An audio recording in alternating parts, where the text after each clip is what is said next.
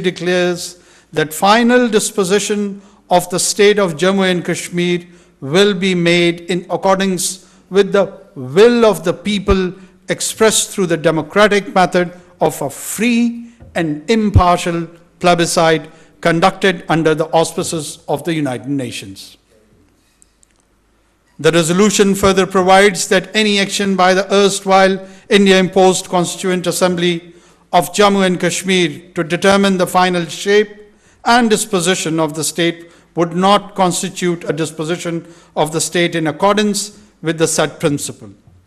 The Indian government's actions of 5th August 2019, endorsed by its Supreme Court, are in a clear violation of these provisions. Evidently, India's administrative, political, and legal measures, including a series of sham elections, Article 370 of its Constitution, abolition of this article in 2019, and now the Indian Supreme Court's verdict, are mere tools to consolidate its occupation. Domestic legislation and judicial verdicts cannot absolve India of its international obligations under the UN Security Council resolutions. In the eyes of international law, any process subservient to the Indian Constitution cannot be invoked to determine the final status of Jammu and Kashmir. On the one hand, India has a grandiose vision of its place in the Committee of Nations. On the other, it implements a grotesque plot to subjugate foreign people and territories. It wishes to become a permanent member of the UN Security Council. However, its leadership takes pride in trampling upon international law and the UN Security Council resolutions. These contradictions, reinforced by the ideology of Hindutva, should serve as an eye-opener for the international community. Mr. Speaker, it is an established fact that Jammu and Kashmir is an international dispute. The Indian government or its judiciary have no right to take unilateral measures against the will of other parties to the dispute, that is, the Kashmiri people and Pakistan. Now, verdict of any Indian court can stifle the aspirations of the Kashmir people. They had rejected India's illegal occupation in 1947. They also reject the actions of 5th August 2019. The judgment is politically motivated. This legal manipulation is an old tool in the hands of occupying powers, aimed at creating ground realities, feigning hatred for popular support, and finally seeking legal validation through puppet courts. We and the Kashmiri people reject all this. Mr. Speaker, today in occupied Jammu and Kashmir, fear reigns, lives are extinguished, and rights are trampled upon with impunity. We condemn the consistent and premeditated assault on the demography of the Kashmiri people, the integrity of their land, and repeated attempts to rob them of their unique religious and cultural identity. Mr. Speaker, a Hindutva-driven leadership is bent upon devastating communities and perpetuating subjugation and occupation of Jammu and Kashmir. They are targeting defenseless Kashmiri men, women, and children. The dream of breaking the will of the brave Kashmiri people, like many colonial rulers and radical occupiers throughout history, they are mistaken. The Kashmiris refuse to be enslaved. They have inscribed the crimson history of their resistance with their blood. Let me at this juncture pay homage to the early martyrs of the Kashmiri struggle, the tens of thousands valiant souls of Jammu. Their massacre in 1947 inspires our strong resolve in Pakistan to stand by our brethren in their just struggle. Mr. Speaker, during the last 34 years, more than 96,000 Kashmiris have been killed. Thousands of women have been subjugated to molestation and harassment. Pellet guns have been used as a weapon of mass blinding. Thousands of others have fallen victim to enforced disappearances.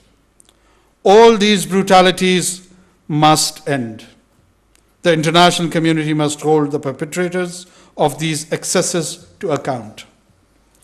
These human rights abuses are well documented by a number of international bodies, including through 2 reports of the Office of the UN High Commissioner for Human Rights issued in 2018 and 19. Today I ask the world, when will its collective conscience awaken?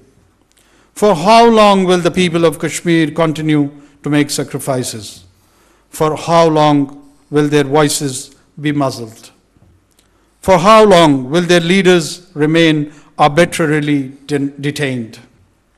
And for how long will they continue to suffer torture and extrajudicial executions?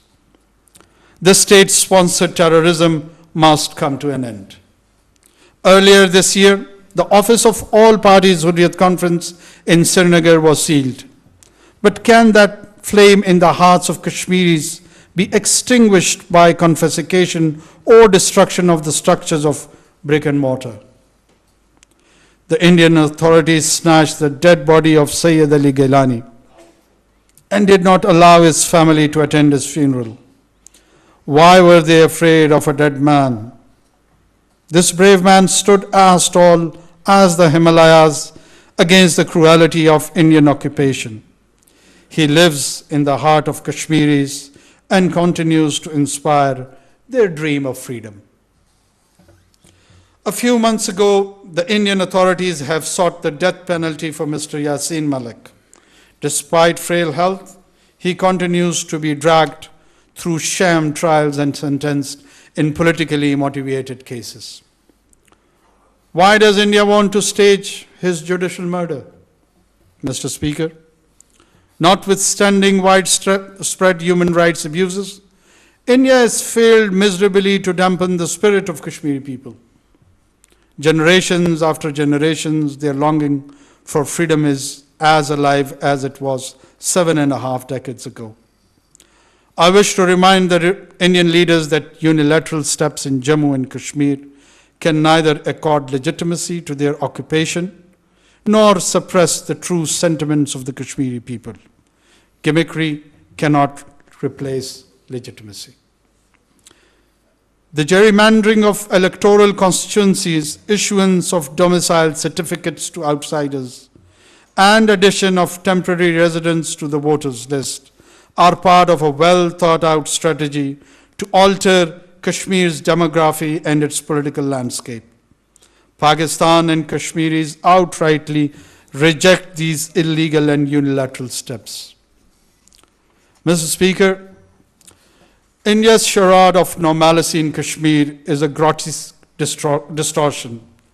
Militarization, censorship, and rampant abuses are the hallmarks of this brazen occupation. Normal areas do not need deployment of hundreds of thousands of armed troops. Normal areas neither remain under military siege nor are governed by the president's rule and draconian laws. In normal areas, there are no unidentified graves or half-widows. In normal areas, people are free to travel abroad, and journalists, both foreign as well as local, are free to travel and report. The occupied Kashmir remains deprived of these signs of normal life. How could one claim that normalcy had returned to Kashmir? How can Kashmir develop in an environment of fear and intimidation? Mr. Speaker, Kashmir is Pakistan's jugular vein.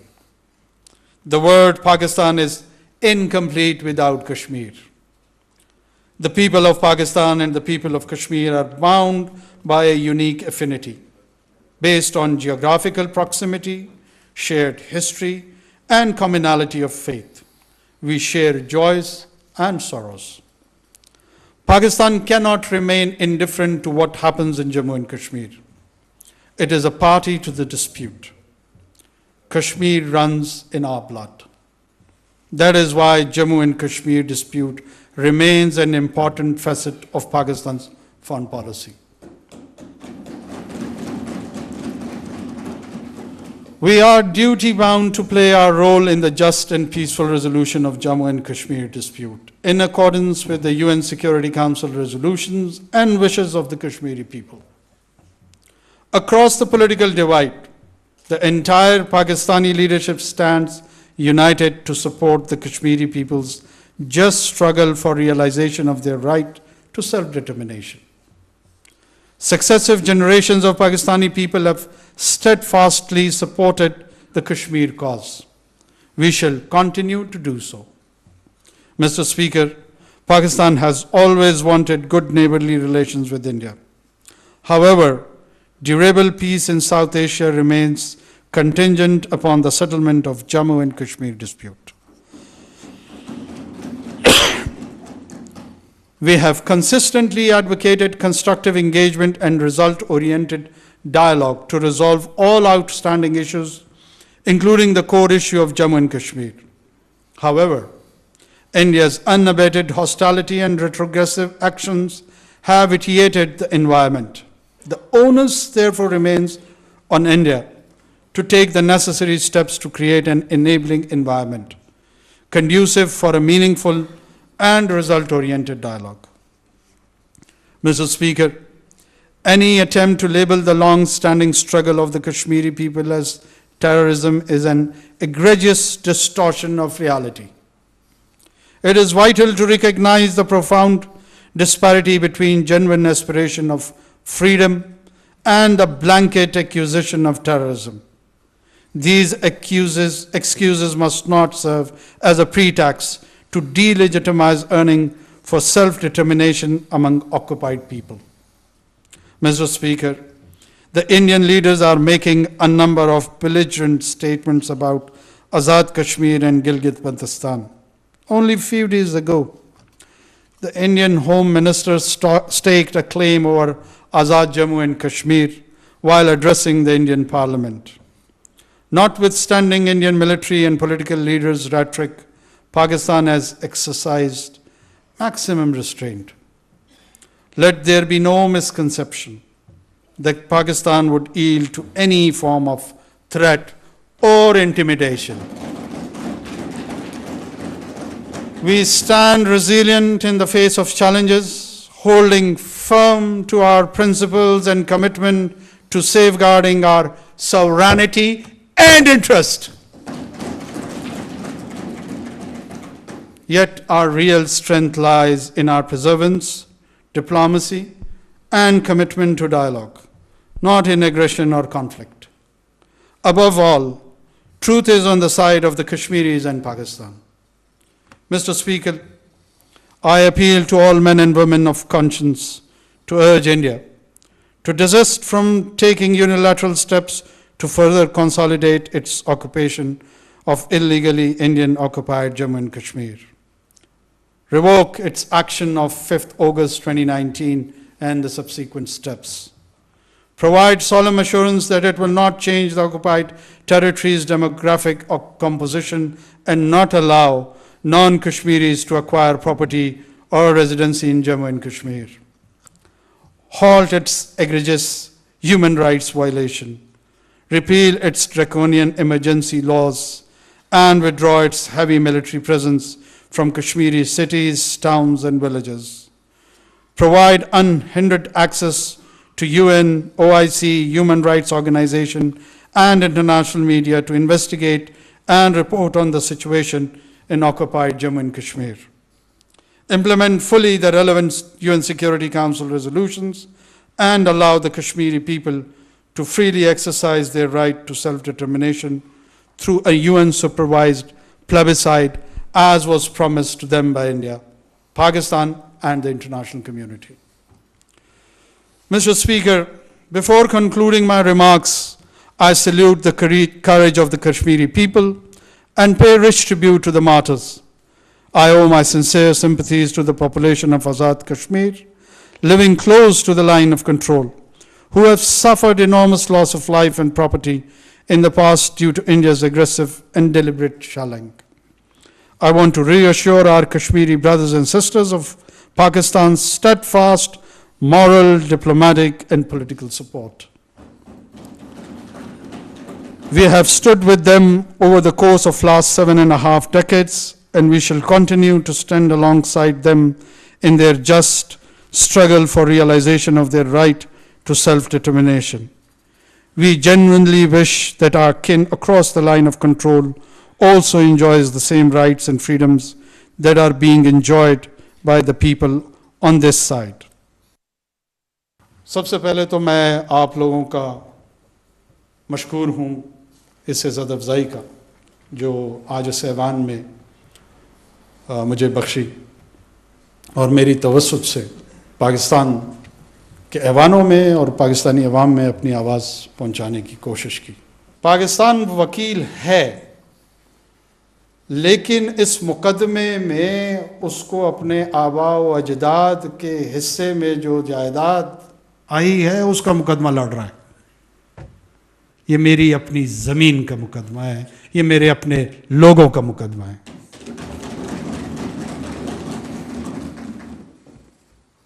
मैं सिर्फ ये अर्ज़ करता चलूँ कि 3 मरतबा पाकिस्तान पे कश्मीर की वजह से जंग तोपी गई जो हमने लड़ी है। अगर 30 मरतबा पाकिस्तान पे ये जंग थोपी जाएगी, हम 300 मरतबा लड़ने के लिए तैयार हैं। किसी के ज़हन में किसी किस्म का कोई खदशा अगर है तो वो दूर कर ले, वो कश्मीर में भी दूर कर ले, वो पाकिस्तान में भी दूर कर ले, और वो श्रीनगर और बारामूला में भी दूर कर ले। मेरी फर्स्ट लाइन ऑफ डिफेंस यहां नहीं बैठी है, मेरी first line of defence Baramulla और श्रीनगर में बैठी है। जो एजाज, जो कुर्बानी मकबूजा कश्मीर के कश्मीरियों ने दी है, हम सदियों में उन एहसानात को नहीं भुला सकते। हम सब आपके मकरूज हैं, हमारी आवाज, हमारी सदा सुन ले। कर्जा हमारी तरफ है और आपका है। उनकी बच्चियां रेप का सामना कर रही हैं, उनके जवान इनफोर्स डिसअपियर हो रहे हैं। वो हैं असल लोग, वो हैं असल मुजाहिद। जब मैं यहां आपकी बातें सुन रहा था तो मुझे शहीद वानी याद आ रही थी। जम्मू के शोहदा से लेकर ये मशले राह वानी जिस अंदाज में लेकर चले, ये कश्मीर की आज़ादी के ज़ामिन है। पाकिस्तान अपने कोर इंटरेस्ट से कभी पीछे नहीं हटेगा। हम बिल्कुल अमन चाहते हैं, but peace with justice. We can't and we don't want peace with injustice, and we will not allow to establish a peaceful order based on injustice principles.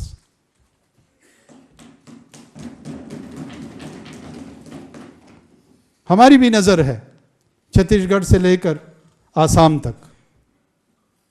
हम भी इन नारों पे और इन जो हिंदुत्व के आइडियोलॉग्स के व्यूज हैं कि पहले कसाई फिर ईसाई, जो कुछ गोवा में होता है, ईसाई दुनिया को उस पर नज़र रखनी चाहिए, आवाज़ उठानी चाहिए। जिस अंदाज में रॉ की बेलिजरेंस वेस्टर्न हेमिस्फेयर की तरफ जा रही है, ये वेस्टर्न सिविलाइजेशन के लिए एक वेकअप कॉल है। जागते हैं उनकी मर्जी, नहीं जागते उनकी मर्जी। हमने तो इस नाज़ी फैशिस्ट सोच का मुकाबला किया है 7 दहाइयों से। हमारा हिंदू मज़हब से न कोई झगड़ा है, न हमारा हिंदू मज़हब पे कोई इजारादारी कायम करना चाहते हैं। हमारे पास अपने 20-30% सिंध के अंदर हिंदू पॉपुलेशन मौजूद है, और वो एक रिस्पेक्टेबल पाकिस्तानी शहरी की हैसियत से हमारी सोसाइटी और रियासत में कंट्रीब्यूट करते हैं। हमारा मसला हिंदुत्व से है, اور اس خطے کی جنگ انشاءاللہ پاکستان لڑے گا۔ یہ چھوٹی اقوام کی لڑائی ہے، یہ مختلف ادیان کی لڑائی ہے، یہ ڈائیورسفائیڈ گروپس کی لڑائی ہے۔ 200 سال سے اس خطے کے لوگ لگے ہوئے ہیں کہ کسی نہ کسی شکل میں ریزسٹنس کا سامنا کیا جائے، ریزسٹنس کے ذریعے اس کا آکوپیشن کا سامنا کیا جائے۔ اس میں کوئی شک نہیں ہے، آکوپائر کی شکل بدلتی رہی ہے، لیکن کشمیریوں کی سینس آف ریزسٹنس کی کنٹینیویشن رہی ہے۔ یہ ایک باحیا اور باہمیت قوم ہے۔ جب تک کشمیر کا ایشو ریزالو نہیں ہوگا، تکمیل پاکستان ہو ہی نہیں سکتا۔ تخلیق پاکستان ہو چکا ہے، تخلیق پاکستان ہوا ہے، 7 دہائیاں اس کو گزری ہوئی ہیں، تکمیل پاکستان ہونے جا رہا ہے۔ آپ سب کو یہ یقین دلاتا چلوں، میں آج حاضر یہی ہوا ہوں اور اسی وجہ سے ہوا ہوں۔ پاکستان کی چاہے فوجی قیادت ہے، پاکستان کی چاہے سیاسی قیادت ہے، پاکستان کی انٹیلیجنشیا ہے، کوئی بھی ایسا فرد جس کا اثر پالیسی میکنگ میں ہے، اس کے ذہن میں کوئی کنفیوژن نہیں ہے۔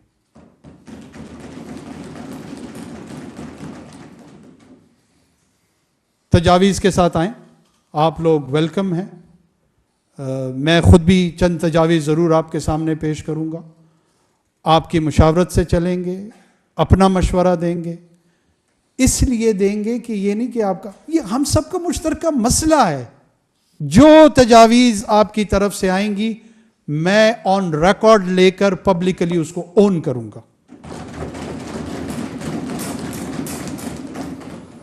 کوشش کریں گے اس لمیٹڈ سٹینڈ میں جو بھی خدمت آزاد کشمیر کی کر سکے وہ انشاءاللہ ضرور کریں گے۔